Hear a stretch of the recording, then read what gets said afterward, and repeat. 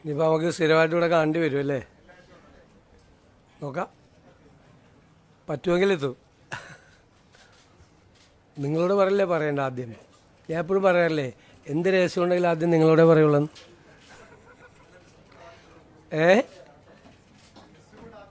അല്ല, ഗവർണറെ കാണുന്നതിന് മുമ്പ് പറയാൻ പാടില്ല, അതിനുള്ള അധികാരം നമുക്കില്ല.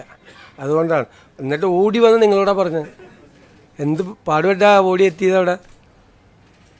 അപ്പോൾ നമ്മൾ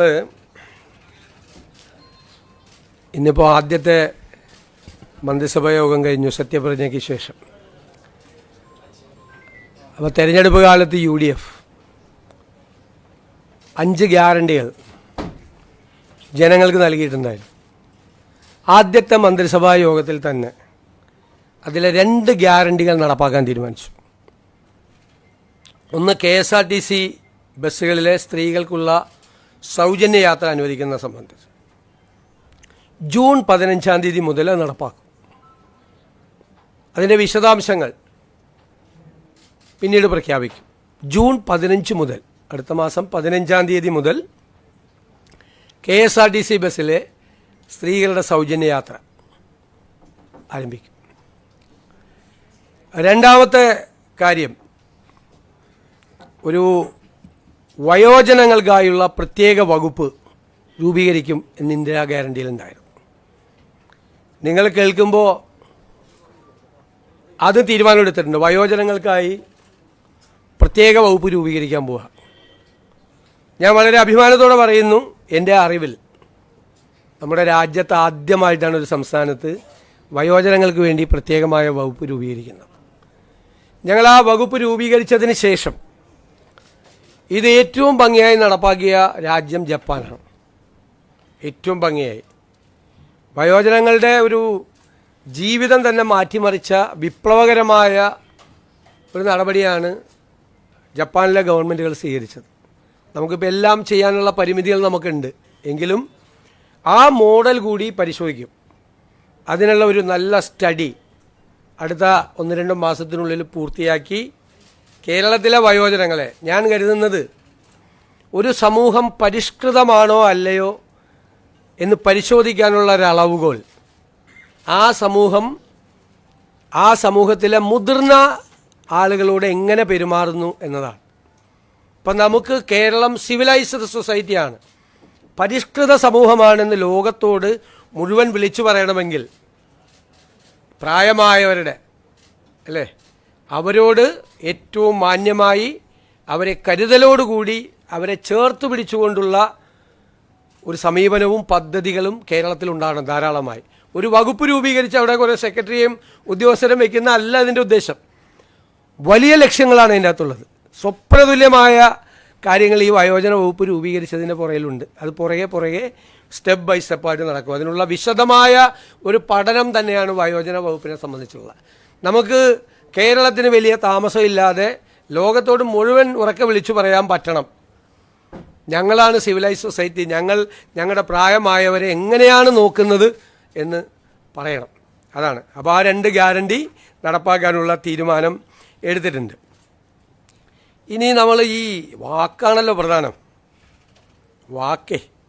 വാക്ക് പറയുമ്പോൾ മറന്നുപോലെ ഭയങ്കര എളുപ്പമാണ്.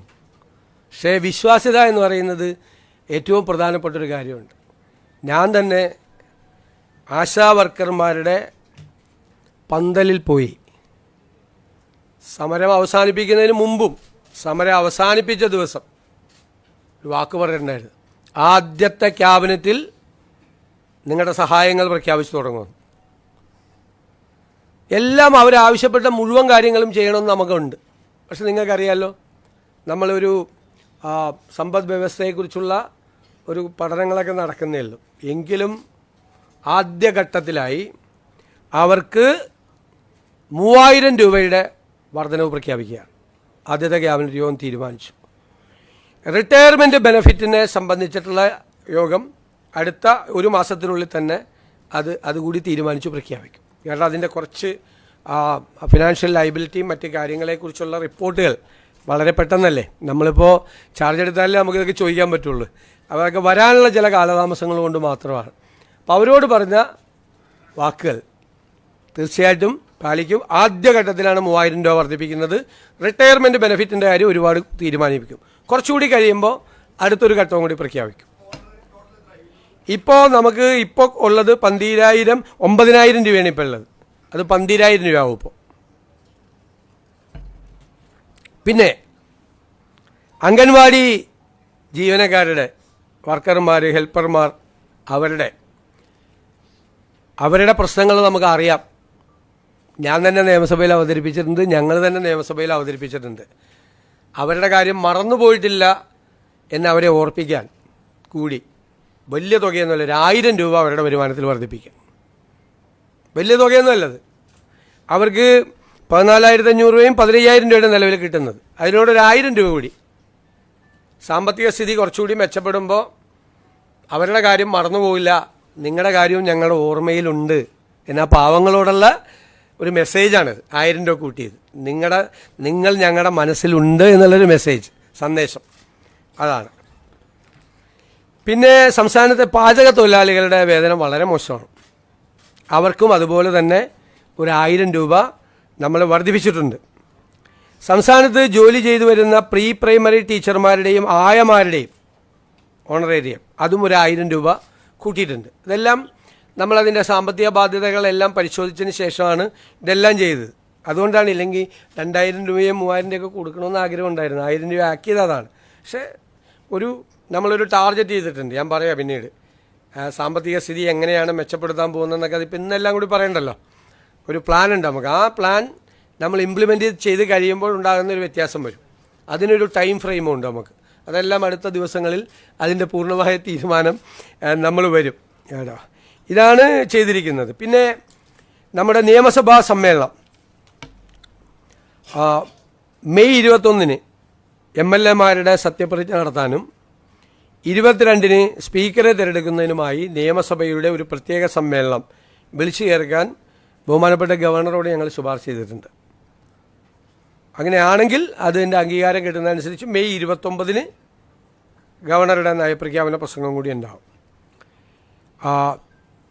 നമ്മുടെ സഭയിലെ ഏറ്റവും സീനിയറായ അമ്പലപ്പുഴ MLA കൂടിയായ മുൻ മന്ത്രി ശ്രീ G. സുധാകരനെ പ്രോടൈം സ്പീക്കറായി നിയമിക്കുന്നതിന് നമ്മൾ തീരുമാനമെടുത്തിട്ടുണ്ട്. G. സുധാകരനാണ് പ്രോടൈം സ്പീക്കർ.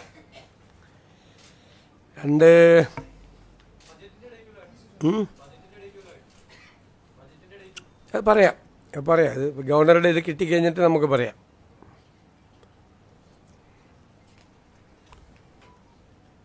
പിന്നെ നിലവിലെ advocate general Shri K. Gopalakrishna Kurup രാജിവെച്ചിട്ടുണ്ട്.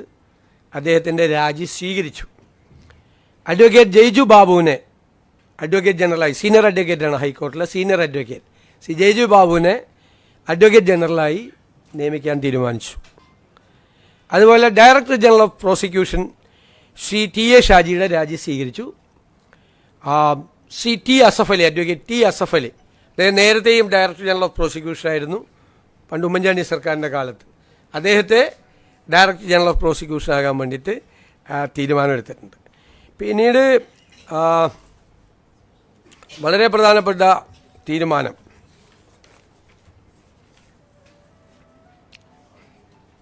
നമ്മൾ ombudsman, state election commissioner, PSC members, information commissioner തുടങ്ങിയ കാര്യങ്ങളിൽ തീരുമാനമായിട്ടില്ല. അപ്പോൾ അത് പുതിയ മന്ത്രിസഭ, പുതിയ ഗവൺമെൻറ് അത് അറിയിക്കും എന്ന് ഗവർണറെ അറിയിക്കാൻ തീരുമാനിച്ചിട്ടുണ്ട്. 15/12/2023 ഈ നവകേരള സദസ്സിൻ്റെ പരിപാടിയുടെ ഭാഗമായി അന്നത്തെ മുഖ്യമന്ത്രി ആലപ്പുഴ ജില്ലയിൽ എത്തിയപ്പോൾ റോഡരികിൽ പ്രതിഷേധം നടത്തിയ 2 പേർക്കെതിരായി മുഖ്യമന്ത്രിയുടെ ഗൺമാന്മാരായ ആളുകൾ വളഞ്ഞിട്ട് ആക്രമിച്ച സംഭവം കേരളത്തെ നടുക്കിയൊരു സംഭവം ഉണ്ടായിട്ടുണ്ട്. ഒന്നും മറക്കാൻ പറ്റുന്നില്ല. അതിൽ ഇല്ലേ, നമ്മളതിൻ്റെ രാഷ്ട്രീയ പ്രതികാരത്തിനൊന്നും അല്ല പോകുന്നത്. ബഹുമാനപ്പെട്ട ആലപ്പുഴ മജിസ്ട്രേറ്റ് കോടതി നവംബർ 8, 2024 ഒരു ഉത്തരവിട്ടിട്ടുണ്ട്. എന്താണ് ഉത്തരവ്? അതൊരു അന്വേഷണം നടത്തണം, പുനരന്വേഷണം നടത്തണം. കാരണം ഇവർ പറഞ്ഞത് ഒരു തെളിവുമില്ല എന്നാണ് പറഞ്ഞത്. അപ്പോൾ വീഡിയോ ഉണ്ടെന്ന് പറഞ്ഞു, വീഡിയോ ഇല്ല എന്ന് പറഞ്ഞു. അപ്പോൾ ഇവർ വീഡിയോ ഹാജരാക്കിയപ്പോൾ കോടതിക്ക് അത് ബോധ്യമായി. കാരണം മുഖ്യമന്ത്രിയെ രക്ഷിക്കുന്നതിന് വേണ്ടിയിട്ടല്ല, ഞാൻ എൻ്റെ മെറിറ്റിലേക്കൊന്നും പോകുന്നില്ല, ബോധ്യമായി. അപ്പോൾ കോടതി ഒരു പുനരന്വേഷണത്തിന് ഉത്തരവിട്ടിട്ട് ഇതുവരെ അന്വേഷണം നടത്തിയിട്ടില്ല. അപ്പോൾ നമ്മൾ നടത്തണ്ടേ? നിയമപരമായ ഇതല്ലേ. അതുകൊണ്ട് അതിനൊരു സ്പെഷ്യൽ ഇൻവെസ്റ്റിഗേഷൻ ടീം ആ കേസ് അന്വേഷിക്കും. ഇത്രയാണ് തീരുമാനങ്ങൾ. പിന്നെ മഴക്കാല പൂർവ്വ പ്രവർത്തനങ്ങൾ നടത്തുന്നതിന് വേണ്ടിയിട്ടുള്ള നടപടിക്രമങ്ങൾ ക്യാബിനറ്റ് പരിശോധിച്ചിട്ടുണ്ട്. അത് കുറേ കൂടി മെച്ചപ്പെടുത്തി കുറേ കൂടി വേഗത്തിലാക്കുന്നതിന് വേണ്ടിയിട്ടുള്ള നടപടികൾ കൂടി അത് സ്വീകരിക്കും. അടുത്ത മന്ത്രിസഭാ യോഗം ബുധനാഴ്ച ക്രമം അനുസരിച്ച്, ഇതൊരു കൺവെൻഷനലായിട്ട് ചേരുന്നതാണ്, അടുത്തതും അത് ചേരും. ഇതൊക്കെയാണ്. അതെ, ഞാൻ പറഞ്ഞല്ലോ, അതിപ്പം നമുക്ക് ഇപ്പോഴല്ലേ നമ്മൾ ഒപ്പിട്ട് ചാർജ് എടുത്തത്. നമുക്കതിൻ്റെ ഫിസിക്കൽ ഇമ്പാക്റ്റ് എന്താണ്, മറ്റു കാര്യങ്ങൾ എന്താണ് എന്ന് നമ്മളിപ്പോൾ ആവശ്യപ്പെട്ടിട്ടേ ഉള്ളൂ. അത് കിട്ടിക്കഴിഞ്ഞാലല്ലേ നമുക്കതിൻ്റെ ഡീറ്റെയിൽസ്, ഒരു വർഷം എത്ര വരുമാനം ഉണ്ട്, അതിൻ്റെ ഫിനാൻഷ്യൽ ഇമ്പാക്റ്റ് സാധാരണക്കാരുടെ മീതെ എത്രയാണ് കൂടുന്നത് എന്നെല്ലാം ഒന്നൊരു പരിശോധിച്ചിട്ട് ഒരു തീരുമാനം അടുത്ത ക്യാബിനറ്റിലോ അല്ലെങ്കിൽ വേറെ ഉണ്ടാവും. അത് ഞാൻ പറയാൻ വിട്ടുപോയതാണ്. തീർച്ചയായിട്ടും ധവളപത്രം ഇറക്കും, സാമ്പത്തിക സ്ഥിതിയെക്കുറിച്ചുള്ള ധവളപത്രം ഇറക്കും. അത് തീരുമാനമായിട്ടുണ്ട്. അത് ഒരു ഉദ്യോഗസ്ഥ തലത്തിൽ മാത്രമല്ല, വിദഗ്ധരായ ആളുകളെ ഒരു ടീം അത് പിന്നീട് പ്രഖ്യാപിക്കും. വളരെ പെട്ടെന്ന് വേണം. സാമ്പത്തിക വിദഗ്ധരായ ആളുകളുടെ ഒരു ടീം അത് അന്വേഷിക്കാൻ വേണ്ടിയിട്ട് ഉണ്ടാവും. അത് പരിശോധിച്ച് നിലവിലെ സാമ്പത്തിക സ്ഥിതിയെക്കുറിച്ച് കേരളത്തിലെ ജനങ്ങളെ ബോധ്യപ്പെടുത്തുന്നതിന് വേണ്ടിയിട്ടുള്ളൊരു ധവളപത്രം ഉണ്ടാവും. അല്ല, അതല്ലേ ഞാൻ പറയാം. അതിൻ്റെ വിശദാംശങ്ങൾ പിന്നീട് തരും. 15-ാം തീയതി മുതൽ അത് നടപ്പാക്കും. വിശദാംശങ്ങൾ അടുത്ത ദിവസങ്ങളിൽ തരും, നിങ്ങൾക്ക് തരും. അല്ലല്ല, അതൊന്നും എല്ലാം കൂടി നമ്മളൊരു ആദ്യത്തെ ക്യാബിനറ്റ് തീരുമാനിച്ച അടുത്ത ദിവസമൊക്കെ പോയി വെറുതെ ഇരിക്കേണ്ടി വരില്ലേ, ചുമ്മാ. ഇല്ലില്ലേ, SIT രൂപീകരിക്കുക, അത് ആഭ്യന്തര വകുപ്പാണ് അത് ചെയ്യേണ്ടത്. അതൊക്കെ അവർ ചെയ്തോളും ഭംഗിയായിട്ട്. അതിലൊക്കെ ക്യാബിനറ്റ് എടുക്കേണ്ട കാര്യം.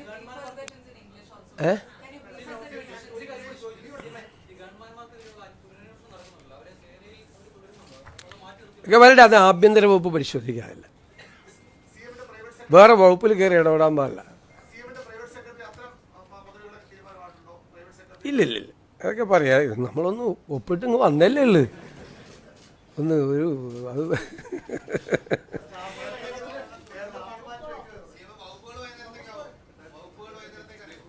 സമയത്ത് കിട്ടിയ ആ ഗസറ്റ് വരും സമയമാകുമ്പോൾ. വല്ലതും വൈകിയ റെക്കോർഡ് അല്ലേ, റെക്കോർഡ് സ്പീഡിലാണ് കാര്യങ്ങൾ പോണത്. ഞാൻ പറഞ്ഞല്ലോ, അത് ജൂൺ 15-ാം തീയതി മുതൽ നടപ്പാക്കും. അതിൻ്റെ ഡീറ്റെയിൽസ് വിൽ ബി ഇൻഫോംഡ് എന്ന് പറഞ്ഞല്ലോ. ഇല്ല, ഞാൻ പറഞ്ഞു ഇത്രയും തീരുമാനമൊന്നും എടുത്തിട്ടില്ല, അത്രേ പറ്റിയുള്ളൂ. വരട്ടെ, എന്ത് കാര്യമുണ്ടെങ്കിലും ഞാൻ വേറെ ആരെടുത്തും പറയുന്നതിന് മുമ്പ് നിങ്ങളോട് പറയുള്ളൂ. അതിൻ്റെ വാക്കാണ്, രഹസ്യം ഫസ്റ്റ് നിങ്ങളുടെ അടുത്ത് പറയുള്ളൂ. ഉറപ്പായിട്ട് പരിശോധിക്കും, ഉറപ്പായി അത് പരിശോധിക്കും. കാരണം ഞാനും അതിനെ വിമർശിച്ചിട്ടുള്ള ആളാണ്. പണ്ട് പറഞ്ഞ വാക്ക് വിഴുങ്ങാൻ പാടില്ല, വാക്കാണ്. ഞാൻ വിമർശിച്ചിട്ടുള്ള പരിശോധിക്കുക ഞങ്ങൾ. അപ്പോൾ നിങ്ങളുടെ ആളിൽ എല്ലാവരും ഉണ്ടോ?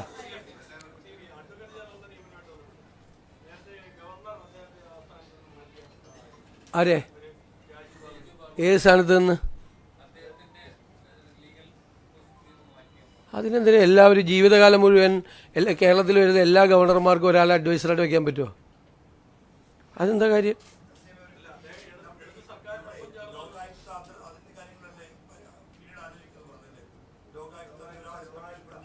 അതെല്ലാം ഗവൺമെൻറ് അറിയിക്കുന്നു. The first cabinet meeting decided to implement 2 Indira guarantees offered by the UDF. First of all, the free journey of women in the KSRTC buses. it will be implemented from June 15th onwards, 15th June onwards. The details will be informed later. Second, we are going to constitute a new department for the old age people. I think this will be the first one in India. We have many dreams about the old age people. The reason is that aging is a big problem in Kerala also. And how you are measuring whether it is a civilized society or not. We think that how the society is respecting the old age people, that is the measurement yard for checking that society is civilized or not.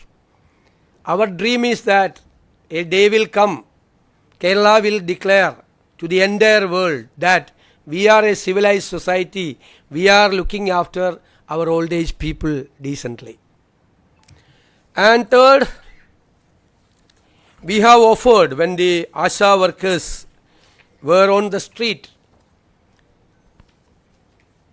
in front of the secretariat, they have started long-term agitation.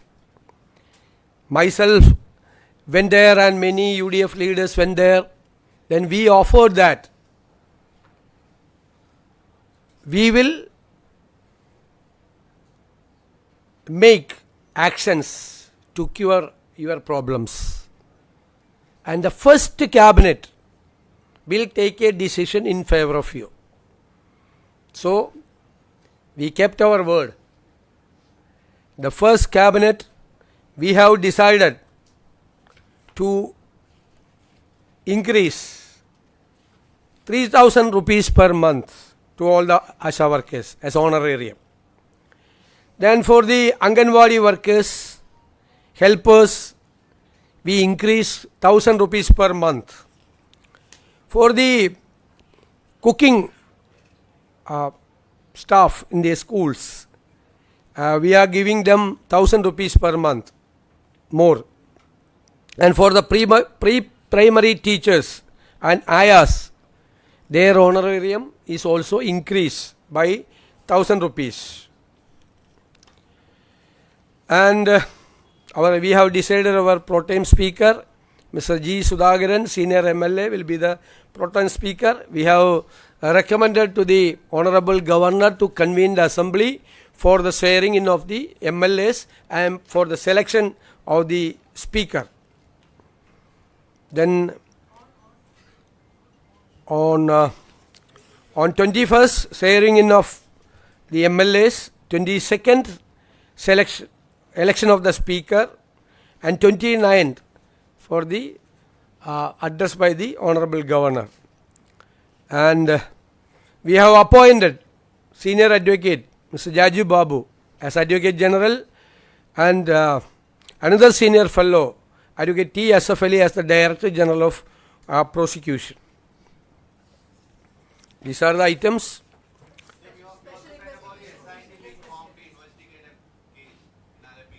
Yeah, when the former Chief Minister was conducting a program, there was a protest in Alleppey and there was a case.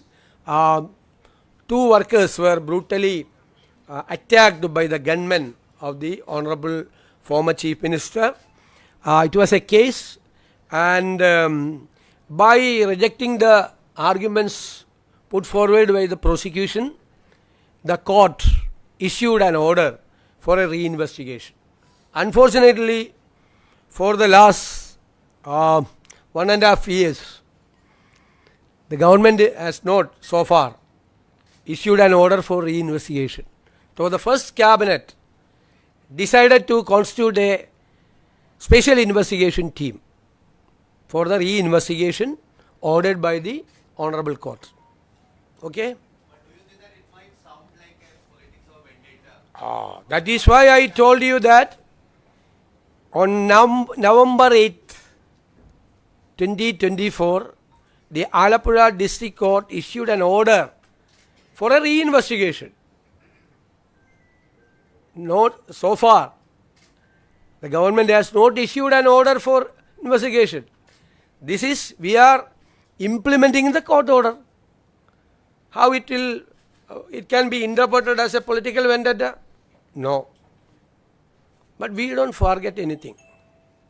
സത്യപ്രതിജ്ഞ ചടങ്ങിന് സാധാരണ ഈ ഉള്ള ഒരു protocol കീഴ്വഴക്കം മാറ്റിവെച്ചുകൊണ്ട് പുതിയ രീതിയിലേക്ക് പോകുന്നത് എന്തുകൊണ്ടാണ്? പ്രീസിഡൻസ് ഒക്കെ മാറ്റപ്പെടാനുള്ളതല്ലേ. പ്രീസിഡൻസ് എന്ന് വെച്ച് കഴിഞ്ഞാൽ ഒരു 100 കൊല്ലം കഴിഞ്ഞാൽ ഇത് 150 കൊല്ലം മുമ്പുള്ള പ്രീസിഡൻസ് എന്ന് പറഞ്ഞിട്ട് കാര്യമുണ്ട്.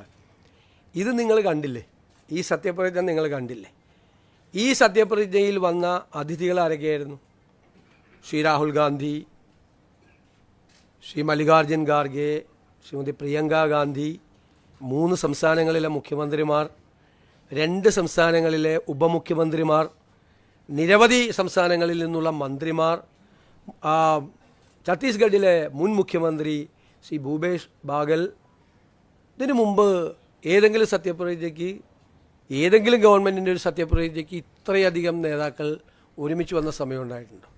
കേരളത്തിലെ പ്രതിപക്ഷ നേതാവ്, പ്രതിപക്ഷ നേതൃനിരയിലെ BJP പ്രസിഡന്റ്, CPI സെക്രട്ടറി, മുസ്ലിം ലീഗിൻ്റെ സമുന്നതനായ നേതാവ് പാണക്കാട് തങ്ങൾ ഉൾപ്പെടെ ഒരു വലിയ നിര അല്ലേ. അവിടുത്തെ ക്രൗഡ് എന്താണ്? നമുക്ക് നിയന്ത്രിക്കാൻ പോലും പറ്റാത്തൊരു ക്രൗഡ് അല്ലേ. അത് നമുക്കറിയായിരുന്നു മുൻകൂട്ടി സംഭവിക്കുമെന്ന്. അപ്പോൾ സുരക്ഷിതത്വവും മറ്റു കാര്യങ്ങളും എല്ലാം പരിഗണിച്ച് അവരുടെ കൂടെ സാന്നിധ്യത്തിൽ ഇല്ലേ, എല്ലാവരുടെയും ആരെയും മാറ്റി നിർത്തിയിട്ടില്ല. അവിടെ കുറച്ച് പേരെ കൊണ്ടുപോയി താഴെ ഇരുത്തുകയും കുറച്ച് പേരെ കൊണ്ടുവന്ന് സ്റ്റേജിലിരുത്തുകയും അല്ല ചെയ്തത്. ശ്രദ്ധിച്ച പ്രധാനപ്പെട്ട ഡിഗ്നിറ്ററീസിനെല്ലാം നേരിട്ട് തന്നെ ഞാൻ വിളിച്ചത്. മുൻ മുഖ്യമന്ത്രിയെ അദ്ദേഹത്തിൻ്റെ വസതിയിൽ പോയിട്ടാണ് ക്ഷണിച്ചത്. അദ്ദേഹം സ്നേഹപൂർവ്വം ആ ക്ഷണം സ്വീകരിച്ച് അദ്ദേഹം എത്തി. ഞാൻ പ്രത്യേകം നന്ദി പറയുകയാണ്. ബാക്കി ഞാൻ BJP പ്രസിഡന്റിനെല്ലാം ഫോണിൽ MLA ആയിട്ട് ജയിച്ചു വന്ന ആളാണ്. BJPയുടെ സംസ്ഥാന പ്രസിഡന്റാണ് ശ്രീ ബിനോയ് വിശ്വം ഉൾപ്പെടെയല്ല. എനിക്ക് പറ്റാവുന്നത്ര സമയപരിധി ഉണ്ട്, അറിയാമല്ലോ. എല്ലാവരെയും നേരിട്ട് ബന്ധപ്പെട്ട് എല്ലാവരുടെയും സാന്നിധ്യത്തിൽ, ഇത് ജനങ്ങൾ തിരഞ്ഞെടുത്തൊരു മന്ത്രിസഭയല്ലേ അല്ലേ, അത് സത്യപ്രതിജ്ഞ ചെയ്യുമ്പോൾ എല്ലാവരുടെയും സാന്നിധ്യത്തിൽ ചെയ്യണം. അത് കേരളം പുതിയ ചില സന്ദേശങ്ങൾ, ഞാൻ പറഞ്ഞല്ലോ, നമ്മൾ വരുമ്പോൾ ചില സന്ദേശങ്ങൾ കൊടുക്കുമെന്ന് പറഞ്ഞു. അതാണ്. അപ്പോൾ എൻ്റെ ഒറ്റ മറുപടിയല്ല, എപ്പോഴും പ്രീസിഡൻസ് എന്ന് പറയരുത്. ഒരുപാട് പ്രീസിഡൻസ് ഇനി മാറ്റപ്പെടും. ഇതൊരു വേറൊരു ജനകീയമായ സത്യപ്രതിജ്ഞ ചടങ്ങാണ്. ഞാനല്ലാതെ പറയേണ്ടത്, നിങ്ങളാണത് വിലയിരുത്തി വാർത്ത കൊടുക്കേണ്ടത്. എങ്ങനെയായിരുന്നു സത്യപ്രതിജ്ഞ? ഇങ്ങനെ ഒരു സത്യപ്രതിജ്ഞ നിങ്ങൾ കണ്ടിട്ടുണ്ടോ?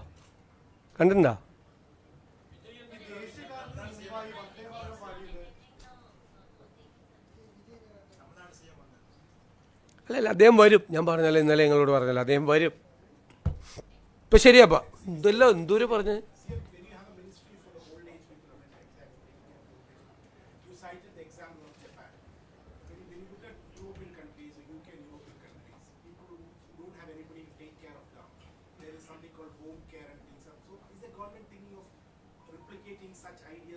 Definitely, we have to protect each and every old age people. We don't allow them to be alone. The government is with them. Kerala is with them. That is a message. It's a very good question. That is our dream. We have to reach there. Nobody. Okay. Thank you very much.